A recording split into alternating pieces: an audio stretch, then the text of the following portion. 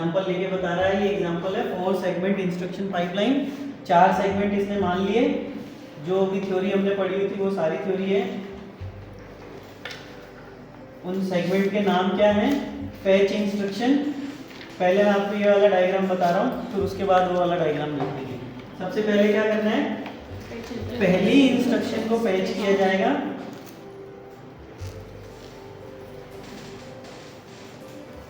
सबसे पहले क्या होगा? फर्स्ट इंस्ट्रक्शन को फैच किया जाएगा, फिर उसको डिकोड किया जाएगा, फिर उसके ऑपरेंड को फैच किया जाएगा और फिर उसको एग्जीक्यूट कर दिया जाएगा। ठीक है, अब यहाँ थोड़ा सा ये ध्यान देना। पहले जब हम स्पेस टाइम डायग्राम बना रहे थे तो उसमें आउटपुट हमें यहाँ यूँ दिखा रहे थे हम कि यहाँ मिलता जा रहा है, क्योंकि यहाँ पर ऐसे दिखाया है कि यहाँ ये कंप्लीट हो गया है। ठीक है, वो क्यों किया है? क्योंकि इसमें बीच में गड़बड़ होने की संभावना है ना, कि ब्रांचिंग आ गई है, कुछ आ गई है, तो उसको हम आसानी से समझ सकें, इसलिए ऐसे बनाया हुआ है। ठीक है, तो अभी तो हम ये सिंपल समझ लेते हैं। ये पहला चल रहा है यहाँ पर। फिर अगले साइकिल में क्या होगा? पहली वाली डिकोड हो रही है तो दूसरी वाली को फैच इंस्ट्रक्शन FI जो सेगमेंट था वो काम शुरू कर दिया उसने। फिर ये इसी तरह से ही चलता रहेगा आगे। ठीक है, यहाँ तक हमें समझ में आ गया। अब यहाँ पर क्या हुआ? जब ये एग्जीक्यूट हुई, कौन सी वाली? 4th नंबर वाली जो थी, बाई चांस, चलो यानी अभी नहीं करते, इतना समझ में आ गया ना अभी एक बार। ठीक है, वापस पीछे चलते हैं। जैसा बुक में दे रखा है उसके हिसाब से ही चलते हुए आते हैं, ताकि आपको पहले समझ में आ जाए सारा कंप्लीट। ये हो गया ना? नहीं, ये नहीं हुआ। एग्जाम्पल हम देख लेते। ठीक है, मैं थोड़ा स्पीडली पढ़ूंगा, तो वीडियो में भले ही आप स्पीड कम करके देख लेंगे आपको। Figure 9.7 shows how the instruction cycle in the CPU can be processed with 4 segment pipeline। 9.7 कौन सा है? ये वाला। ठीक है, तो इसको हम क्या करते हैं, जो दूसरी वाली हमारी PDF है उसमें खोल लेते हैं साथ के साथ। ये रहा।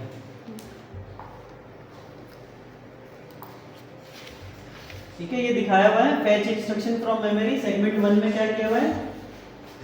इंस्ट्रक्शन को फैच कर रहे हैं मेमोरी में से। दूसरे सेगमेंट में decode instruction and calculate effective address. फिर देख रहे हैं हम ब्रांच है या नहीं है।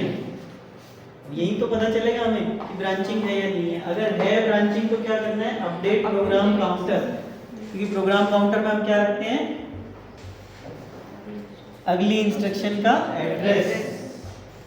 तो जैसे ही ये अपडेट हुआ ब्रांचिंग की वजह से, तो ये क्या करना है? पाइप जो हमारा पाइपलाइनिंग में जो था वो सारा खाली करना पड़ेगा, क्योंकि एकदम से नया एड्रेस आ रहा है। तो जैसे ही ये खाली होगा तो ये वापस फर्स्ट वाले में चला जाएगा। ठीक है, अभी देखेंगे इसको एग्जांपल में कि कैसे होगा। और अगर ब्रांचिंग नहीं है तो तीसरा सेगमेंट आ जाएगा हमारा, ऑपरेंड को फैच करना है, फैच ऑपरेंड फ्रॉम मेमोरी।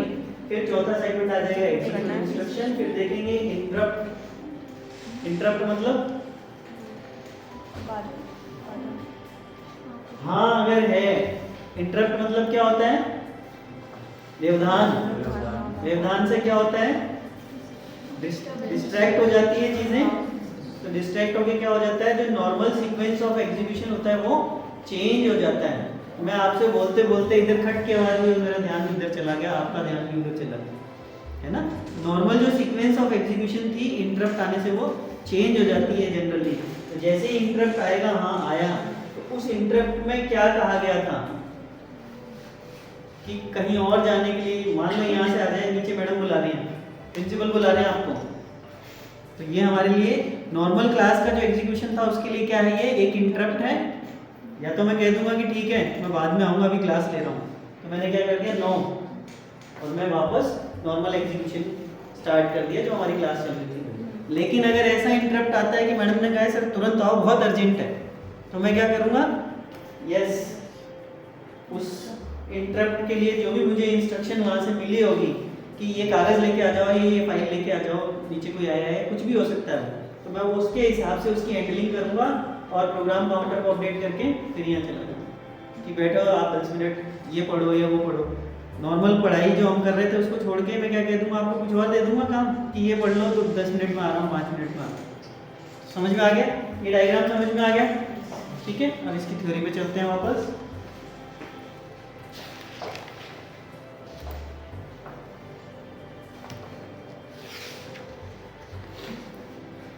ठीक है, अब ये वो डायग्राम याद रखना। While an instruction is being executed in segment 4, जब segment 4 में एग्जीक्यूट की जा रही है तब क्या हो रहा है, next instruction in sequence is busy fetching an operand. ठीक है, दूसरी इंस्ट्रक्शन को किसी को फैच किया जा रहा होगा, भाई अलग अलग सेगमेंट अलग अलग काम कर रहे हैं ना, मैं यहाँ लिख देता हूँ फैच इंस्ट्रक्शन, फिर क्या है decode instruction and calculate effective address. Decode और एड्रेस दो वर्ड नहीं, फिर उसके बाद फैच ऑपरेंड और लास्ट में है execute and store the result. ठीक है, तो ये 4 सेगमेंट है हमारे पास। तो ये कह रहा है कि जब 4th सेगमेंट में किसी को एग्जीक्यूट किया जा रहा है तो क्या कह रहा है, ये सेगमेंट 3 बिजी है ऑपरेंड को फैच करने में। हाँ, तो वो तो पता है हमें, अलग अलग सेगमेंट है, तो यही बात तो कह रहा है। इफेक्टिव एड्रेस में भी calculated in A separate arithmetic circuit for the third instruction. पहली इंस्ट्रक्शन एग्जीक्यूट हो रही है, दूसरी का ऑपरेंड फैच हो रहा है, तीसरी का decode and effective address calculate हो रहा है और चौथी को इंस्ट्रक्शन को अभी फैच किया जा रहा है। तो 4 इंस्ट्रक्शन एक साथ इसमें चल रही है। ठीक है, यहाँ तो once in a while an instruction in the sequence may be a program control type that causes a branch out of a normal sequence। once in a while मतलब कभी भी बीच में एक बार ऐसा हो सकता है कि एग्जीक्यूशन के बीच में क्या हो, कोई इंस्ट्रक्शन ब्रांच की इंस्ट्रक्शन हो जिसकी वजह से हमारा कंट्रोल सीक्वेंस जो था वो चेंज हो जाएगा। In that case the pending operations in the last 2 segments are completed and all information stored in the instruction buffer is deleted. ठीक है, अब ये आ गया कि ब्रांच को कैसे हैंडल करना है। क्या किया जाएगा, in that case the pending operation in the last 2 segment, in 2 segment के ऑपरेशंस को हमको कंप्लीट करना पड़ेगा, क्योंकि ऑपरेंड फैच हो चुका है, उसका एग्जीक्यूशन शुरू हो चुका होगा। ठीक है, इसमें है इंस्ट्रक्शन 4, इसमें 3, इसमें 2 और इसमें 1। यहां से हमें पता चलेगा जब इंस्ट्रक्शन को डिकोड करेंगे कि ये ब्रांचिंग है या नहीं। डायग्राम में देखा था ना हमने, सेकंड सेगमेंट के बाद पता चल रहा है हमें कि ब्रांचिंग है या नहीं। तो यहाँ अगर पता चलता है कि ब्रांचिंग है तो ब्रांचिंग करने से पहले इन 2 को कंप्लीट करना पड़ेगा जो इंस्ट्रक्शन इसमें चली गई हैं, क्योंकि वो तो आगे जा चुकी ना।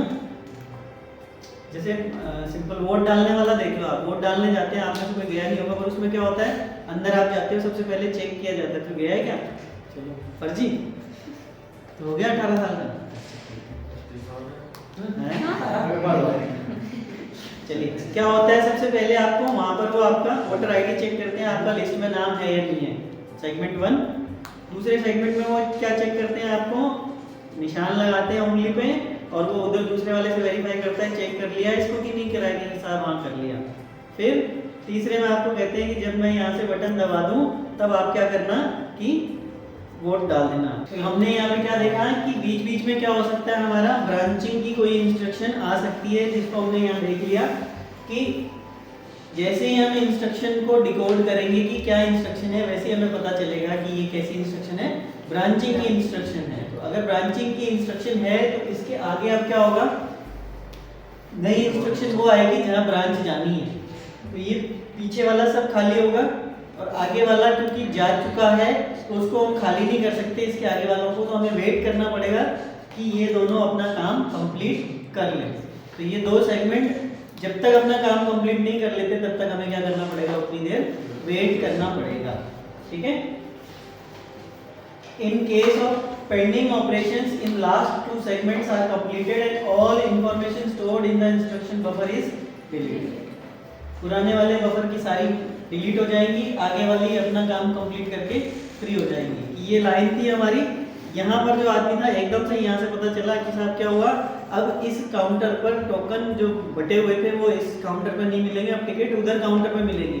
इसके पीछे वाले से क्या कर दिया गया, शिफ्ट कर दिया गया। यहाँ तक वालों को रखना जरूरी था क्योंकि उनको इसी काउंटर का टोकन हमने दे दिया था कि यहाँ होना है, तो वो चीज़ हुई थी। यहाँ वालों को हमने दूसरी जगह शिफ्ट कर दिया। तो जो बफर हमारा भरा हुआ था एक बार खाली किया कि निकलो एक बार सभी बाहर यहाँ से, फिर दूसरे कमरे के आगे जाके लाइन लगाएंगे या दूसरे काउंटर के आगे।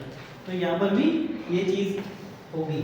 The pipeline then restart from the new address stored in program counter. Branching से नया एड्रेस मिल जाएगा हमें, तो उस नए एड्रेस से क्या होगा, पूरी की पूरी पाइपलाइन वापस से रीस्टार्ट होगी। यहाँ से पहले दूसरा, तीसरा, चौथा इस तरह से स्टार्ट होगी। Similarly an interrupt request when acknowledged, इसी तरह से ब्रांचिंग के अलावा, ब्रांचिंग इंस्ट्रक्शन के अलावा क्या हो सकता है, बाहर से कहीं कोई एक्सटर्नल इंटरप्ट आ सकती है, जैसे अभी हमने डिस्कस किया था। तो अगर उसको मान लिया जाता है, व्हेन एक्नॉलेज मतलब कि किसी ने रिक्वेस्ट करी इंटरप्ट करने की, जैसे अभी सर आए थे, है ना, उन्होंने रिक्वेस्ट करी, मैंने इशारा कर दिया ऐसे करके हाँ आ रहा हूँ, और हमने क्लास इंटरप्ट कर दी और ब्रेक ले लिया 5 मिनट का, ठीक है। और अगर मुझे लगता है कि नहीं मुझे क्लास ज़्यादा इंपॉर्टेंट है, वो इतने इंपॉर्टेंट नहीं, तो मैं उनको मना कर देता कि हाँ ठीक है बाद में आना। तो हम क्या करते हैं, नॉर्मल उसमें चलते रहते। तो ये क्या कर दिया इसने, इंटरप्ट की रिक्वेस्ट आती है और वो एक्नॉलेज हो जाती है, यानी कि मान ली जाती है, will cause the pipeline to empty and start again from new address पे, ठीक है। उस वजह से भी क्या होगा, वापस से सारा रीस्टार्ट होगा, क्लास खाली हो गई और फिर वापस भर गई इंटरप्ट की वजह से। हाँ जैसे अभी हुआ था, वही तो, ये लाइव एग्जांपल हो गया कि सर मिठाई लेके आए थे, तो वो मिठाई ऐसा इंटरप्ट था कि मैं उसको मना नहीं कर सका, और मैंने क्लास को क्या कह दिया कि ब्रेक है ना। फिर क्लास खाली हो गई और अब फिर वापस से हमने 5 मिनट बाद रीस्टार्ट कर दिया सब कुछ, ठीक है। वो बात अलग है कि हमने रिज्यूम किया जहाँ से छोड़ा था उसके आगे से। तो इसने अब ये बता दिया कि 4 तरह के सेगमेंट हमने बनाए हैं, कौन कौन से। FI is the segment that fetches an instruction, जो इंस्ट्रक्शन को फैच करेगा। DA is the segment that decode the instruction and calculate the effective address. FO is the segment that fetches the operand. EX is the segment that executes the instruction. तो ये चारों हमारे segment हो गए, fetch instruction, decode instruction and calculate effective address, fetch operand, execute and store result। तो ये 4 segment हो गए। तो इसका आगे डायग्राम वापस आते हैं इस पे, जो भी हमने थोड़ी देर पहले देखा था। तो यहाँ तक तो हमें पता है कि ये चलता जाएगा।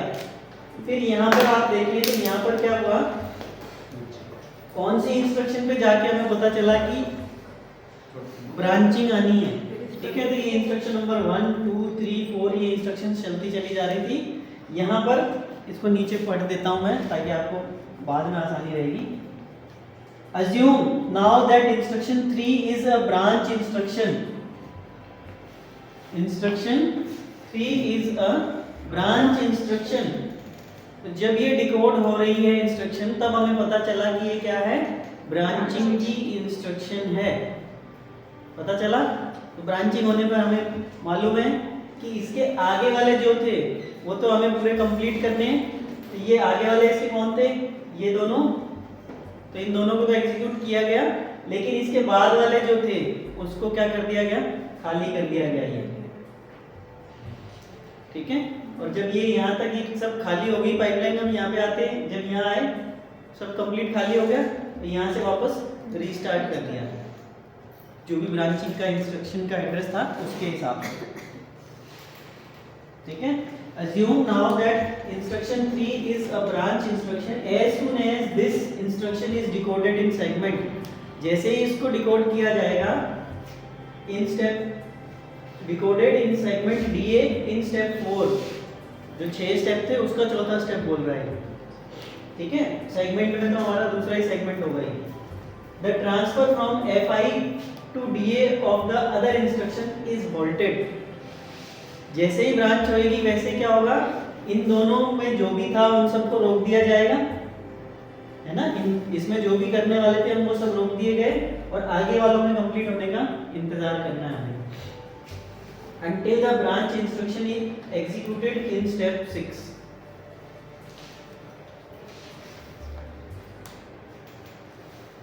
ये स्टेप 1 2 3 4 स्टेप वाइज काम चल रहा है ना, साइकिल, क्लॉक साइकिल कह लो इसको या स्टेप कह लो।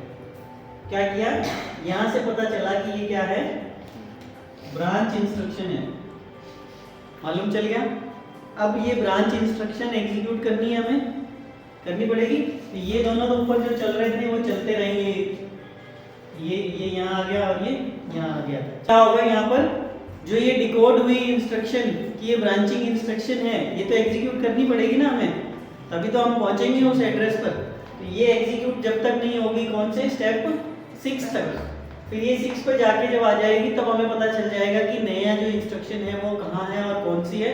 तो उस इंस्ट्रक्शन का फिर से वही साइकिल शुरू कर दिया, FIDA FOX, ये चलता जाएगा आगे से आगे। ठीक है, इस पर क्वेश्चन पूछा जा सकता है। सिंपली इंस्ट्रक्शन पाइपलाइन क्या होती है या अरिथमेटिक पाइपलाइन क्या होती है। ठीक है, ये तो सिंपल क्वेश्चन बनेंगे। 3 नंबर का क्वेश्चन भी हो सकता है कि बताओ कौन कौन से सेगमेंट होते हैं, या ये डायग्राम जो है कि ये डायग्राम देके एक एग्जांपल से समझाओ, ये क्वेश्चन बन सकता है 6 नंबर का या 3 नंबर का। इस पर स्पेशली बन सकता है कि ब्रांचिंग को कैसे हैंडल किया जाता है, उसके लिए आप टाइमिंग डायग्राम बनाकर एक्सप्लेन करो। सिंपल पूछा जा सकता है आपसे कि जो इंस्ट्रक्शन पाइपलाइन है उसका क्या होती है, एक्सप्लेन करो। तो ये सारी चीजें एक्सप्लेन करनी है। 3 नंबर का है तो थोड़ी कम थ्योरी लिख के एक्सप्लेन करना है, 6 नंबर का है तो पूरा अच्छे से एक्सप्लेन करना है, सारी चीजें कवर करते हुए। ठीक है, 3 नंबर का सीधा क्वेश्चन ये भी बन जाता है कि इंस्ट्रक्शन पाइपलाइन में ब्रांचिंग की इंस्ट्रक्शन को कैसे हैंडल किया जाता है, वो एक्सप्लेन करो। तो ब्रांचिंग को कैसे हैंडल करते हैं, तो ये वाली चीज एक्सप्लेन करनी है इसमें। तो इसमें सिर्फ यही एक्सप्लेन करनी है, बाकी आगे पीछे का ज़्यादा लिखने की जरूरत नहीं है। ब्रांचिंग स्पेशली कैसे हैंडल करते हैं वो पूरा डिटेल में लिखना होगा उसमें आप। ठीक है,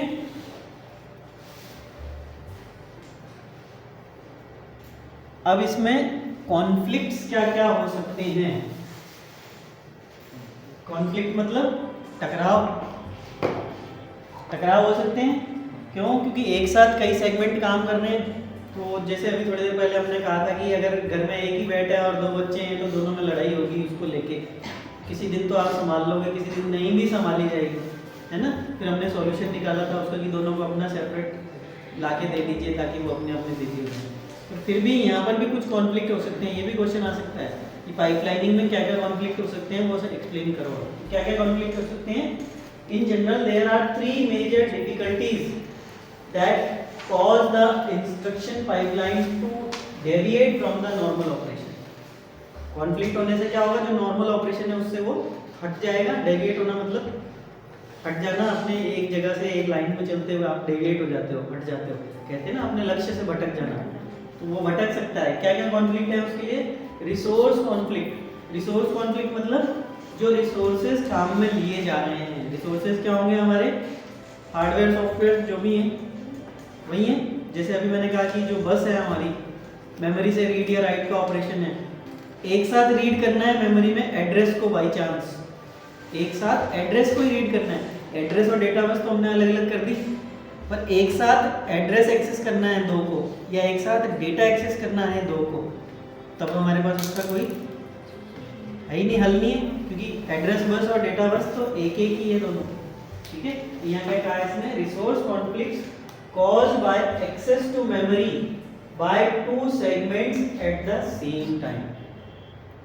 एक साथ एक्सेस कर रहे हैं उसको। Most of these conflicts can be resolved by using separate instruction and data memories। इसको भी हम अलग अलग कैसे कर सकते हैं? मेमोरी के 2 पार्ट कर दिए जाएं अलग अलग, कि ये वाला हिस्सा तो क्या है, मेमोरी का है, और ये डेटा का है। ठीक है, कि मेरे लेफ्ट साइड में तो सारी जो मेमोरी से रिलेटेड इंस्ट्रक्शन या जो भी है वो सारी आएंगी, और डेटा जो है वो सारा का सारा इधर स्टोर किया जाएगा। जैसे हम करते हैं ना कि एक तरह का सामान सारा एक तरफ कर दो, दूसरी तरह का दूसरी तरफ कर दो, ताकि जिसको जो लेना होगा वो इजीली ले सकता है उसमें से, दोनों मिक्स करके नहीं रखेंगे। फिर कह रहा है डेटा डिपेंडेंसी। डेटा डिपेंडेंसी का मतलब एक सेगमेंट का आउटपुट दूसरे सेगमेंट का अगर इनपुट है तो वो उस पर डिपेंडेंट हो जाएगा। अगर आज X पर्सन नहीं आया है तो Y पर्सन को उसका भी काम करना है। तो एक चीज दूसरी एक कंडीशन दूसरी उस पर डिपेंडेंट है दूसरी कंडीशन के रिजल्ट पर। ठीक है, यानी कि एक का आउटपुट दूसरे का इनपुट है, तो उस केस में वो उस पर डिपेंडेंट है। जब तक उसका आउटपुट नहीं मिलेगा तब तक उसको इनपुट नहीं मिलेगा और उसको वेट करते रहना पड़ेगा। तो ये है हमारा data dependency conflict arise when an instruction depends on the result of previous instruction। किसी पुरानी इंस्ट्रक्शन का जो आउटपुट था वो हमें इनपुट काम में आना था, but this result is not yet available, और वो रिजल्ट अभी हमें मिला नहीं है। ठीक है, पता नहीं ये सही होगा कि नहीं होगा। a equal to B plus C है और b और c की वैल्यू प्रीवियसली कैलकुलेट होकर आनी है कहीं से, तो मैं इस इंस्ट्रक्शन फेच करके एग्जीक्यूट करते करते यहाँ तक पहुँच गया, लेकिन b और c की वैल्यू अभी पुरानी जो इंस्ट्रक्शंस थी वो भी मेमोरी में रन ही हो रही है अभी हमें फाइनली b और c की वैल्यू मिली नहीं है, तो इसको हम एग्जीक्यूट नहीं कर सकते। तो ये क्या हो गया, डेटा डिपेंडेंसी। ठीक है, नेक्स्ट है branch difficulties arise from branch and other instructions that change the value of program. Branching की डिफिकल्टी तो है ही सही, हमें पूरी पाइप को खाली करना पड़ता है, पुरानी वाली को आगे वाली को कंप्लीट करके फिर सारा का सारा रीस्टार्ट करना पड़ता है। तो ये तीन तरह की डिफिकल्टीज हैं। ये बहुत ही सिंपल सा 3 नंबर का क्वेश्चन बन सकता है बड़े आराम से। ठीक है, और एक एक नंबर में ये अलग अलग भी पूछे जा सकते हैं। ठीक है, तो सबसे पहले है डेटा डिपेंडेंसी। तो डेटा को डिपेंडेंसी को कैसे रिमूव करेंगे? सिंपल सी बात क्या है कि तब तक उस इंस्ट्रक्शन को एग्जीक्यूट मत करो जब तक कि उसके इनपुट आपको मिल नहीं जाते। ठीक है, मतलब उसको पाइप में लाइए ही मत। पहली कोशिश तो ये करिए, हम पढ़ लेते हैं इसको। A difficulty that may cause a degradation of performance in an instruction pipeline is due to possible collision of data और एड्रेस। सबसे मेन तो यही है, डेटा या एड्रेस का कोलिजन हो जाए, मतलब दोनों एक साथ एक्सेस करने पहुंच जाए। अ collision occurs when an instruction cannot proceed because previous instruction did not complete certain operation। Previous वाली इंस्ट्रक्शन ने कोई स्पेसिफिक ऑपरेशन है उसको अभी तक परफॉर्म नहीं किया, इस वजह से तो हमें रिजल्ट नहीं मिल रहा कि मैं तो यहाँ आके पहुंच गया, लेकिन जो इस कुर्सी पे बैठते थे काम करने वाले वो अभी तक अपनी सीट पे आए ही नहीं है ना। मैं बाद वाली इंस्ट्रक्शन थी और ये टाइम 9 बजे का था, मुझे 10 बजे बुलाया था, तो मैं बाद वाला इंस्ट्रक्शन हूँ, 10 बजे आना था, तो मैं तो 10 बजे पहुँच गया पर ये अभी तक नहीं आए। तो ये हो गया, क्या किया जाएगा? A data dependency occurs when an instruction need data that are not yet available. वही बात बार बार कही जा रहा है कि अभी तक अवेलेबल नहीं है डेटा जो हमें चाहिए। For example, an instruction in FO segment may need to fetch an operand that is being generated at the same time by the previous instruction in segment X। Execute होकर वो data store होना था memory में, पर वो क्योंकि अभी तक स्टोर हुआ नहीं है, तो अगली इंस्ट्रक्शन जो उसको फैच करने वाली थी, जैसा मैंने यहाँ कहा B और C को फैच करने वाला फैच करने के लिए तैयार है, लेकिन B और C है ही नहीं अभी, क्योंकि उसका एग्जीक्यूशन अभी तक कंप्लीट नहीं हुआ है किसी भी कारण से। ठीक है, therefore the second instruction must wait for data to become available by the first instruction। Wait करना पड़ेगा उतनी देर के लिए। Similarly, an address dependency may occur when an operand address cannot be calculated because the information needed by the addressing mode is not available। ठीक है, जो addressing mode, ठीक है, हमने एड्रेसिंग मोड पढ़ी नहीं क्योंकि सिलेबस में नहीं थी, पर एड्रेसिंग मोड की वजह से इफेक्टिव एड्रेस कैलकुलेट होना है ना। ये मैंने आपको बताया था कि इफेक्टिव एड्रेस क्या होता है, जो हम कैलकुलेट करते हैं, और वो कैलकुलेट करने का तरीका अलग अलग मोड का अलग अलग होता है। तो वो अगर इफेक्टिव एड्रेस ही नहीं अभी तक कैलकुलेट हुआ तो डेटा आएगा कहाँ से? डेटा का एड्रेस आएगा, उसके बाद ही तो काम होना है। ठीक है, for example, an instruction with register indirect mode can not proceed to fetch. Indirect mode क्या होती है? ए में वैल्यू जो आनी है वो वैल्यू आर में स्टोर्ड है, तो इनडायरेक्ट हो गया। यहाँ पर जो भी वैल्यू सपोज 5 है, यहाँ आर लिखा हुआ है, ए के अंदर अल्टीमेटली वैल्यू क्या आएगी? 5, लेकिन वो कहाँ से मिल रही है? इनडायरेक्टली मिल रही है, तो इसको हम क्या कहते हैं? इनडायरेक्ट एड्रेसिंग मोड कहते हैं इसको। तो इसमें क्या हो रहा है? An instruction with register indirect mode can not proceed to fetch the operand if the previous instruction is loading the address into the register. यहाँ पर पहुँच गया मैं, आर पर जाने लगा मैं कि आर पे जाऊँ, वहाँ से मेरे को वैल्यू मिल जाएगी। यहाँ आया तो देखा आर तो खाली है, मना कर दिया है, रोक दिया कि साहब आए नहीं अभी, वैल्यू आई नहीं है यहाँ पे। ठीक है, ये क्या हो गया? डिपेंडेंसी हो गई, डेटा डिपेंडेंसी। ठीक है, Therefore the operand access to memory ये सब छोड़ दो, the most straight forward। अब हैंडल कैसे करेंगे वो देखना है। होती क्या है वो तो हमने बहुत सारे एग्जांपल देख लिए। कैसे करेंगे? Hardware interlock. सबसे सिंपल तरीका क्या है? Insert hardware interlock. Hardware interlock क्या होगा? An interlock is a circuit that detects instructions whose source operand are destinations of instructions farther up in the pipeline। Gate पे ही मैंने क्या किया? चेक करना शुरू कर दिया। एक आदमी बिठा दिया, किससे मिलना है? एक्स से। अब वो गेट वाले आदमी को पता है एक्स तो अभी आए नहीं, वो तो रोज 11 बजे आते हैं, बोलते सबको ही है 10 बजे आ जाना, पर आते नहीं है। तो उसने कि बैठो अभी साहब बिजी हैं। बाहर वाले को क्या पता बिजी है कि आए नहीं है,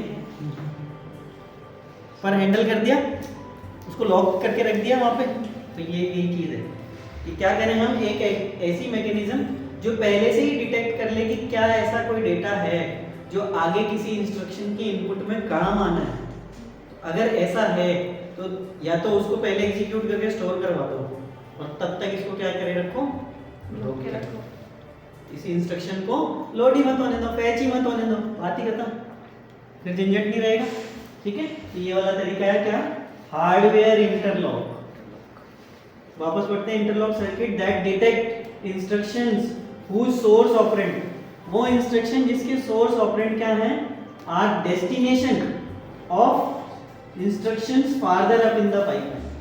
अभी कोई एक इंस्ट्रक्शन आई, मैंने इसको चेक किया कि इसकी जो डेटा है वो इसके बाद आने वाली जो इंस्ट्रक्शन है उसके इनपुट में काम आनी है। ये चीज मैंने डिटेक्ट कर ली पहले से। तो क्या किया? Detection of this situation causes the instruction whose source is not available to be delayed by enough clock cycles to resolve the conflict। बिठा दिया या तो उस आदमी को बाहर, या पहले से सेट पैटर्न हमें पता है कि तुम पहले वहां चले जाओ, वो फलाना है उसमें, वहां से उसके साइन लेके आओ। बस आदमी उतनी देर बिजी हो गया, डिले ही तो करना है, डिले होते ही वो प्रॉब्लम सॉल्व हो जाएगी। ये हो गया। This approach maintains the program sequence by using hardware to insert required delays। अलग से एक हार्डवेयर रखा जाएगा जो कि बीच बीच में उतने डिले इंसर्ट कर देगा। वो देख लेगा कि 4 क्लॉक साइकिल का डिफरेंस है दोनों के बीच में, उस इंस्ट्रक्शन को एग्जीक्यूट करने से पहले वो क्या कर देगा? 4 क्लॉक साइकिल के लिए डिले कर देगा। ठीक है, सबसे सिंपल तरीका। अनदर टेक्निक क्या है? Operand forwarding. दूसरा तरीका क्या है? मुझे पता चल गया कि उसको चाहिए, तो उससे ऑपरेंड कैलकुलेट होते ही मैंने पहले ही आगे भेज दिया। ठीक है, हम कहते हैं ना जो ज्यादा होशियार होता है वो क्या कर लेता है? पहले से तैयारी करके रख लेता है। ठीक है, जाओ तुम तो रिको चौराहे पे जाके खड़े हो जाओ, कॉलेज के गेट पे क्यों हमको वो करना है? एंट्री तो वो यहाँ सड़क से मेन हाईवे तो यहाँ से छोड़ देंगे, वहां से इधर उधर हो गया तो हम क्या करते हैं? ठीक है, एक काम करो, 2 आदमी वहां जाके खड़े हो जाओ, वहीं से रिसीव कर लेना। एडवांस सोच लिया हमने। ठीक है, यहाँ तो ऊपर वाले मेथड में हम क्या कर रहे थे? डिले कर रहे थे। यहाँ क्या कर रहे हैं? हम एडवांस में डेटा भेज दे रहे हैं या रख ले रहे हैं। ठीक है, ऑपरेंड फॉरवर्डिंग आगे भेज दिया पहले से। Uses special hardware to detect a conflict and then avoid it by routing the data through special path between pipeline segments. Internally रास्ते बने हुए हैं कि आदमी को तो भेजा, हाँ ठीक है आप 3 नंबर कमरे में जाओ, और इधर से अंदर वाले रास्ते से सीधा नीचे सीढ़ियों से उतर के 3 नंबर कमरे में चला गया कि साहब ये करना है ना। यहाँ आदमी आया, झगड़ा कर रहा है, आपको पता चल गया अब ये यहाँ से 3 नंबर कमरे में भेजना ही भेजना है, और वहाँ जाके सिर फोड़ देगा अगर ये चीज़ वहाँ नहीं मिली तो। क्या करोगे आप? ठीक है भैया आप 3 नंबर में चाहिए, वो गया और फट से फ़ोन निकाला और अरे भाई सुन ऐसा ऐसा है तो उसको ऐसे ऐसे ऐसे हैंडल कर लेना। तो डेटा आपने पहले ही भेज दिया, जब तक वो पहुंचा तब तक वहाँ माहौल तैयार है ना। या तो भाग गया वहाँ से आदमी की आज की छुट्टी में है, या उसका काम जैसे होना है वैसे करते हैं, यही करते हैं ऑफिस में होता है, बहुत सी जगह पर देखा है। ठीक है, तो ये ऑपरेंड फॉरवर्डिंग यही है। क्या किया इसने? पहले तो हार्डवेयर डिटेक्ट करेगा कॉन्फ्लिक्ट को, फिर उसके बाद अवॉइड करेगा by routing the data through special path. Special path से उस डेटा को पहले ही आगे भेज देगा। सीक्वेंस से जो चलता आ रहा था उसका इंतजार नहीं करेगा, बाकी स्पेशल पाथ से उसको भेज देगा, पीछे वाले दरवाजे से एंट्री कर दी। For example instead of transferring an ALU result into destination register, ALU ने ऑपरेशन परफॉर्म किया, हम उसको रजिस्टर में स्टोर करेंगे ALU के, फिर उसके बाद उसको मेमोरी में ट्रांसफर करेंगे। ठीक है, तो इसकी बजाय हम क्या कर सकते हैं, डायरेक्ट मेमोरी में कर दे, तो एक स्टेप कम हो गया कि पहले रजिस्टर में आएगा, रजिस्टर से मेमोरी में जाएगा, नहीं डायरेक्ट मेमोरी में चला गया। मुझे पता था इसकी वहाँ जरूरत पड़ेगी तो मैंने डायरेक्टली वहाँ ले जाकर उसको स्टोर कर दिया। ठीक है, एंड इट इज नीडेड, ये सब ये it passes the result directly into the ALU input by passing the register file, the method requires additional hardware path. ठीक है, अलग से सुविधा बनाना पड़ेगा ना, अलग से पाथ बनाने पड़ेंगे जिस पाथ से हमें वो भेजना है, तो अलग से हार्डवेयर इसमें ऐड करना पड़ेगा।